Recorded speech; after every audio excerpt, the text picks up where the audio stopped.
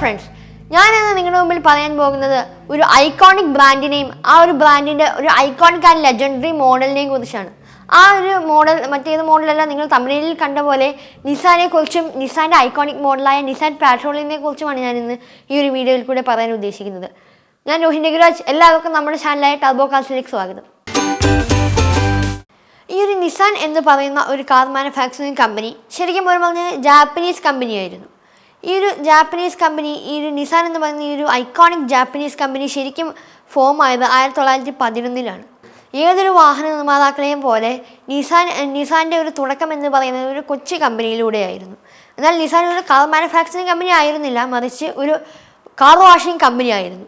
ആ ഒരു കമ്പനിയുടെ പേരാണ് ക്വൈഷിൻഷെ കാർ വാഷിംഗ് കമ്പനി. പിന്നീട് ഇവർ ഡാറ്റ് മോട്ടോർ കാർ എന്ന കമ്പനിയുമായി എത്തി. 1931 ആയപ്പോഴേക്കും ഡാറ്റ് മോട്ടോർ കാർ മറ്റു വാഹന നിർമ്മാതാക്കളുമായി ചേർന്ന് വാഹനങ്ങൾ നിർമ്മിക്കാൻ വേണ്ടി ആരംഭിച്ചു. പിന്നീട് 1934 ഈ ഒരു Nissan motor private limited company രൂപീകരിക്കുന്നത്. ഈ ഒരു നിസാൻ്റെ സ്റ്റാർട്ടിംഗ് ടൈമിൽ ഡാറ്റ്സൺ ബ്രാൻഡിന് കീഴിലുള്ള വാഹനങ്ങൾ ഇവർ പ്രൊഡ്യൂസ് ചെയ്യുമായിരുന്നു. ഈ ഒരു വേൾഡ് വാർ 2 സമയത്ത് ഇവർ മിലിറ്ററി വെഹിക്കിൾസിലേക്ക് കൂടുതൽ ശ്രദ്ധ കേന്ദ്രീകരിച്ചിരുന്നു. പിന്നീട് യുദ്ധം കഴിഞ്ഞപ്പോഴേക്കും, അതായത് വേൾഡ് വാർ 2 കഴിഞ്ഞപ്പോഴേക്കുമാണ് ഇവർ മറ്റ് ഫാമിലി കാറുകളുമായി നമ്മുടെ രംഗത്തെത്തിയത്. 1958 ആയതോടെ നിസാൻ ഒരു ഗ്ലോബൽ തലത്തിലേക്ക് വളർന്നു. നിസാൻ എന്ന് പറയുന്ന ഈ ഒരു ജാപ്പനീസ് കമ്പനി അവരുടെ ഗ്രോത്തിനും ഡെവലപ്മെൻറ്റിനും കുറേ അധികം ഇൻവെസ്റ്റ്മെൻറ്റ് ചെയ്തു. ഇത് ശരിക്കും പറഞ്ഞു കഴിഞ്ഞാൽ നമ്മുടെ ഐക്കോണിക്, അതായത് നമ്മുടെ ഇഷ്ട മോഡലുകളായ, അതായത് അവരുടെ ഐക്കോണിക് മോഡൽസായ സി സീരീസ് സ്പോർട്സ് കാറിലേക്കും നിസാൻ സണ്ണിയിലേക്കും നയിച്ചിരുന്നു. 1989 ഈ നിസാൻ എന്ന് പറയുന്ന ഈ ഒരു വാഹന നിർമ്മാതാക്കൾ പ്രീമിയം വാഹനങ്ങളുമായി മത്സരിക്കാൻ വേണ്ടി ഇവരുടെ ഒരു പ്രീമിയം സബ് ബ്രാൻഡ് ആരംഭിച്ചു. ആ ഒരു സബ് ബ്രാൻഡിൻ്റെ പേരാണ് ഇൻഫിനിറ്റി എന്ന് പറയുന്നത്. ഇനി നിസാൻ എന്ന് പറയുന്നത് ഒരു ഐക്കോണിക് കാർ ബ്രാൻഡാണ്.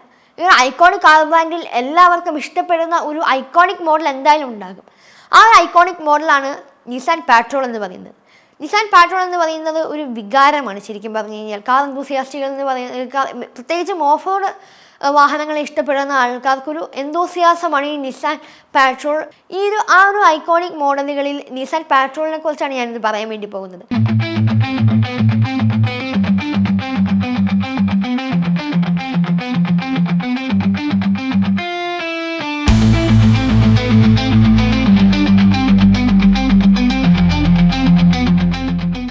നിസാൻ പാട്രോൾ എന്ന് പറയുന്നത് ഒരു ഹൈലി പെർഫോമൻസ്ഡ് ആയിട്ടുള്ള ഒരു ഓഫ് റോഡ് വാഹനമാണ്. സോ ഈ ഒരു വാഹനം ശരിക്കും പറഞ്ഞു കഴിഞ്ഞാൽ ഈ ഒരു നിസാൻ എപ്പിക് മോഡൽ ശരിക്കും 7 ജനറേഷൻ ഇപ്പോൾ നിലവിൽ ഇറങ്ങിയിട്ടുണ്ട്. അതായത് നമ്മൾ 7 ജനറേഷനെ കുറിച്ചും വിശദമായി നമ്മൾ നോക്കാം. ഈ ഒരു നിസാൻ്റെ ഫസ്റ്റ് ജനറേഷൻ എന്ന് പറയുന്നത് 1951 ഇറങ്ങിയതാണ്. ഈ ഒരു ഫസ്റ്റ് ജനറേഷൻ നിലനിന്നത് 1951 ടു 1960 വരെയാണ്. ഈ ഒരു ഫസ്റ്റ് ജനറേഷൻ്റെ പേരെന്ന് പറയുന്നത് 4W60 എന്ന ഒരു വേരിയൻ്റാണ്. അതായത് ഫസ്റ്റ് ജനറേഷൻ അതായിരുന്നു. ഈ ഒരു ഫസ്റ്റ് ജനറേഷൻ നമ്മൾ നോക്കുകയാണെന്നുണ്ടെങ്കിൽ വളരെയധികം വില്ലീസ് ജീപ്പിനോട് ഭയങ്കരമായിട്ട് സാമ്യത തോന്നിക്കുന്ന രീതിയിലായിരുന്നു നിസാൻ ആ ഒരു വാഹനം നിർമ്മിച്ചിരുന്നത്. ഇത് എന്തിനാണെന്ന് വെച്ച് കഴിഞ്ഞാലായിട്ട് മറ്റ് വാഹനങ്ങളുമായി കോമ്പറ്റ് ചെയ്യാൻ വേണ്ടി തന്നെയായിരുന്നു. പിന്നെ ഫുജി പർവ്വതം ആദ്യമായി കീഴടക്കിയ ഒരു വാഹനമാണ് ഈ ഒരു നിസാൻ പാട്രോൾ എന്ന് പറയുന്നത്. ആ ഒരു വലിയ നേട്ടം നിസാൻ പാട്രോളിൻ്റെ ചരിത്രത്തിൽ വലിയൊരു ഹൈലൈറ്റ് ചെയ്യപ്പെട്ട ഒരു റെക്കോർഡായി മാറി ശരിക്കും പറഞ്ഞു. സെക്കൻഡ് ജനറേഷൻ്റെ പേര് 60 എന്നായിരുന്നു. ഈ ഒരു ജനറേഷൻ നിലനിന്നത് 1960 ടു 1980 കാലഘട്ടങ്ങളിലായിരുന്നു. ഈ ഒരു വാഹനം അതായത് ഫസ്റ്റ് ജനറേഷനിൽ നിന്നും അപേക്ഷിച്ച് വളരെയധികം ടെക്നിക്കലി അഡ്വാൻസ്ഡ് ആയിട്ടുള്ളൊരു വാഹനമായിരുന്നു. അതായത് ഇൻറ്റീരിയർ വൈസ് ആണെങ്കിലും അല്ലെങ്കിൽ ബോഡി വൈസ് ആണെങ്കിലും, ബോഡി മീൻസ് ഡിസൈൻ വൈസ് ആണെങ്കിലും എല്ലാം തന്നെ വളരെയധികം അഡ്വാൻസ്ഡ് ആയിട്ടുള്ള ഒരു വാഹനമായിരുന്നു ഈ നിസാൻ പാട്രോളിൻ്റെ സെക്കൻഡ് ജനറേഷൻ 60 എന്ന് പറയുന്നത്. ഒരു ഇൻട്രസ്റ്റിംഗ് ഫാക്റ്റ് എന്താണെന്ന് വെച്ച് കഴിഞ്ഞാൽ ഈ ഒരു വാഹനം നമ്മുടെ ഇന്ത്യയിലും ഇറക്കിയിരുന്നു. അതായത് ഇന്ത്യയിൽ നിസാൻ പാട്രോൾ എന്നായിരുന്നില്ല, നിസാൻ ജോങ്ക എന്ന പേരിലായിരുന്നു ഇറക്കിയിരുന്നത്. ഈ ഒരു വാഹനം ശരിക്കും പറഞ്ഞാൽ ഈ ജോങ്ക എന്ന് പറയുന്ന ഈ ഒരു വാഹനം ശരിക്കും നമ്മുടെ ഇന്ത്യൻ ആർമി കൂടുതലായും യൂസ് ചെയ്തിരുന്നു. ഇപ്പോൾ നമ്മുടെ ഇന്ത്യൻ ആർമി യൂസ് ചെയ്യുന്ന വാഹനങ്ങളെപ്പോലെ തന്നെ അന്നും ഇന്ത്യൻ ആർമി ഈ ഒരു വാഹനങ്ങൾ യൂസ് ചെയ്തിരുന്നു. ഈ ഒരു തേർഡ് ജനറേഷൻ എന്ന് പറയുന്നത് 1980 ടു 87 കാലഘട്ടത്തിലാണ് നിലനിന്നത്. ഈ ഒരു തേർഡ് ജനറേഷൻ്റെ പേരെന്ന് പറയുന്നത് 160 എന്നായിരുന്നു.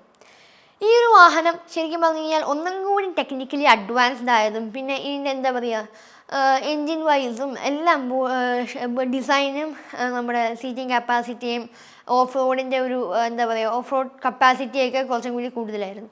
പിന്നെ നീളം കൂടിയതും കുറഞ്ഞതുമായ വീൽ ബേസും ഇതിൽ യൂസ് ചെയ്തിട്ടുണ്ട്. അതാണ് ഏറ്റവും കൂടുതൽ ആ കാലത്ത് നോട്ടീസബിൾ ആയിട്ടുള്ള ഒരു എന്താ പറയുക ഒരു മാറ്റം ഈ ഒരു വാഹനത്തിൽ കൊണ്ടുവന്നിരുന്നത്. പിന്നെ ഇത് ഡീസലിലും പെട്രോളിലും അവൈലബിൾ ആയിരുന്നു.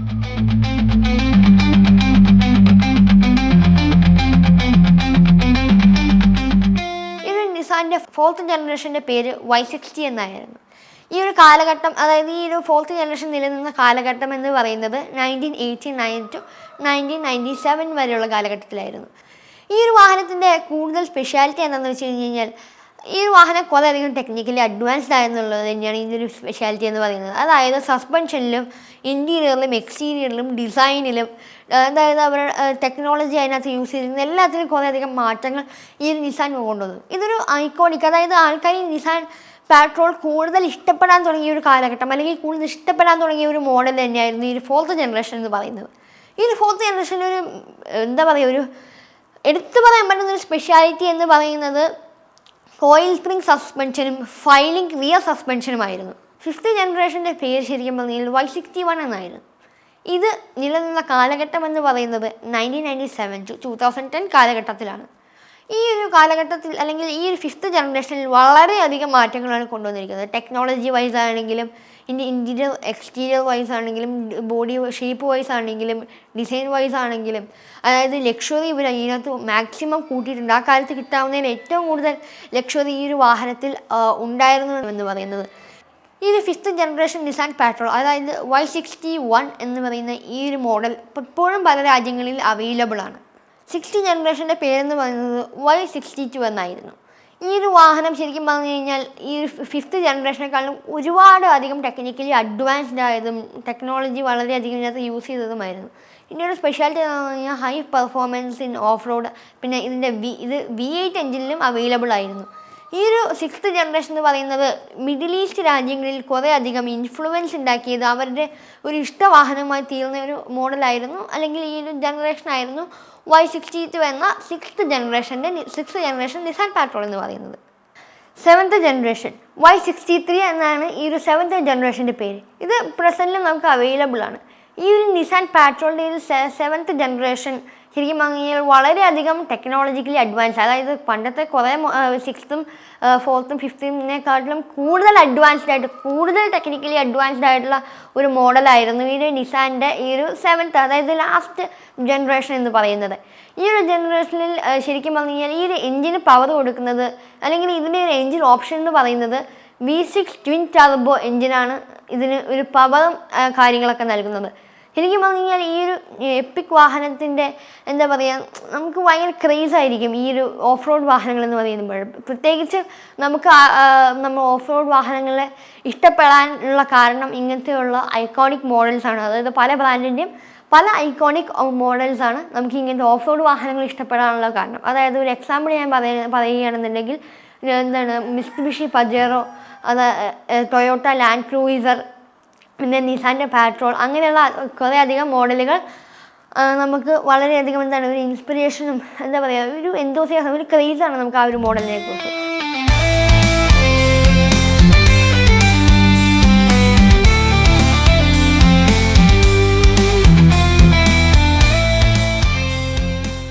നിസാനെക്കുറിച്ചും നിസാൻ പെട്രോളിനെ കുറിച്ചും പറഞ്ഞ ഈ ഒരു വീഡിയോ നിങ്ങൾക്ക് ഇഷ്ടമായെന്ന് ഞാൻ വിചാരിക്കുന്നു. നിങ്ങൾ ഈ ഒരു വീഡിയോ എൻജോയ് ചെയ്തെന്ന് ഞാൻ വിചാരിക്കുന്നു. നിങ്ങൾക്ക് ഈ ഒരു വീഡിയോനെ കുറിച്ച് എന്തും ഈ ഒരു കമൻറ്റ് ബോക്സിൽ നിങ്ങൾക്ക് കമൻറ്റ് ചെയ്യാവുന്നതാണ്. എൻ്റെ മിസ്റ്റേക്കുകളും നിങ്ങൾക്ക് കമൻറ്റ് ചെയ്യാവുന്നതാണ്. ഞാൻ അവതരിപ്പിച്ചതിലോ അല്ലെങ്കിൽ ഞാൻ പറഞ്ഞ കഥയിലോ എന്തെങ്കിലും ഒരു മിസ്റ്റേക്ക് ഉണ്ടെങ്കിൽ നിങ്ങൾക്ക് താഴെ കമൻറ്റ് ബോക്സിൽ പറയാവുന്നതാണ്. അടുത്ത വീഡിയോയിൽ എന്തായാലും ഞാനത് തിരുത്തിയിരിക്കും. സോ ഈ കുഞ്ഞു വീഡിയോ നിങ്ങൾക്ക് എല്ലാവർക്കും ഇഷ്ടമായെന്ന് ഞാൻ വിചാരിക്കുന്നു. So please like, share and subscribe our channel Turbocast. So by.